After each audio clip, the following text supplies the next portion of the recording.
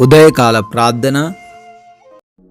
సర్వశక్తిమంతుడా, అద్వితీయుడా, ఆరాధ్యనీయుడా, మీకు స్తుతులు ప్రభువా, స్తోత్రాలు చెల్లిస్తూ ఉన్నాము. మా ప్రియ పరలోకపు తండ్రి, అయా గతించిన రాత్రిన మీ యొక్క అగ్ని కంచె మా గృహముల చుట్టూ దయచేసినందుకు స్తోత్రాలు.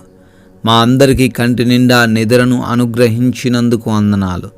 అయా ఈ రోజున తండ్రి మేము సజీవులంగా ఉన్నాము అంటే, ఈ సూర్యోదయమును చూడగలుగుతున్నాము అంటే, అయా అది మాకున్న జ్ఞానం వల్లనో, బలం వల్లనో, శక్తి వల్లనో, ధనం వల్లనో కాదు నాయనా. కేవలం మీరు చూపించిన ఉచితమైన కృపను బట్టే మేము సజీవులంగా మరొక రోజును చూడగలుగుతున్నాం తండ్రి. అందును బట్టి స్తుతులు నాయన, స్తోత్రాలు, వందనాలు చెల్లిస్తూ ఉన్నాం తండ్రి.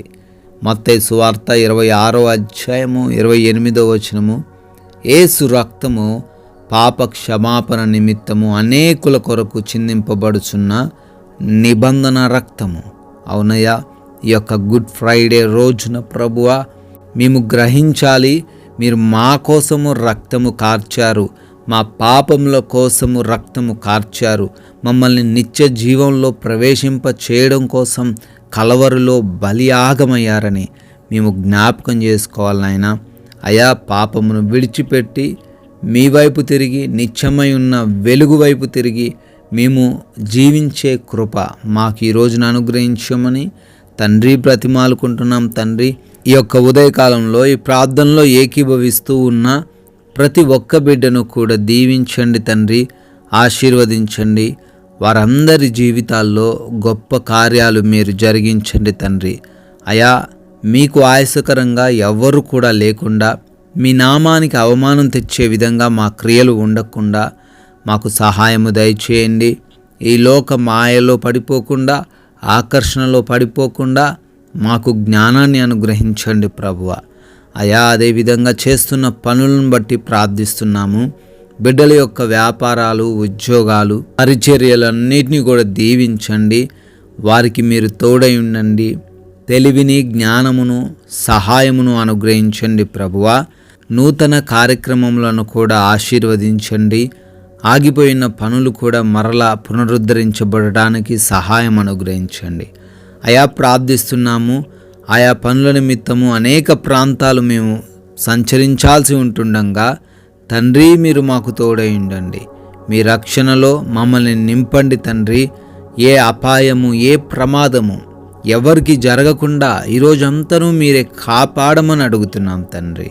అదేవిధంగా ప్రభువా, అయ్యా ఎవరు కూడా ఆకలితో లేకుండా సహాయము దయచేయండి.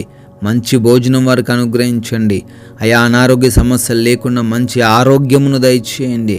ఆర్థికపరమైన ఇబ్బందులు ఈ రోజున ఎవరు కూడా చవి చూడకుండా ఆర్థిక పరంగా ప్రతి ద్వారమును వారి ఎదుట తెరవమని బ్రతిమాలుకుంటున్నాం ప్రభువా. ఎగ్జామ్స్ రాస్తున్నారు, ఇంటర్వ్యూస్కి వెళ్తున్నారు, తగిన జ్ఞానంతో వారిని నింపండి తండ్రి. హాస్పిటల్స్కి వెళ్తున్నారయ్యా, ఆపరేషన్స్, డెలివరీస్లో మీరు తోడై ఉండండి తండ్రి. రిపోర్ట్స్ అన్నీ కూడా అనుకూలంగా ఉండే కృప దయచేయండి ప్రభువా.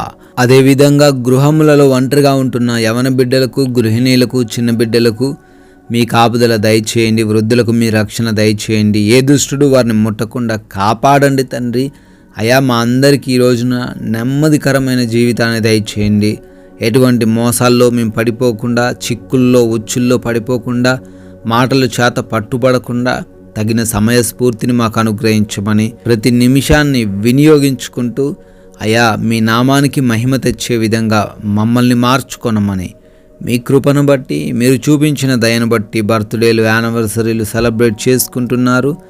వారిని దీవించండి, వారి కుటుంబాలను ఆశీర్వదించమని, ముఖ్యంగా మేము మీ యొక్క నామాన్ని ప్రకటించే వ్యక్తులుగా, రాజ్య స్వార్థలో పాలిభాగస్తులయ్యే వ్యక్తులుగా మమ్మల్ని నిలవబెట్టుకోమని యేసుక్రీస్తు వారి జీవము కలిగిన నామంలో ఈ ప్రార్థన అడిగి వేడుకుంటున్నాం తండ్రి.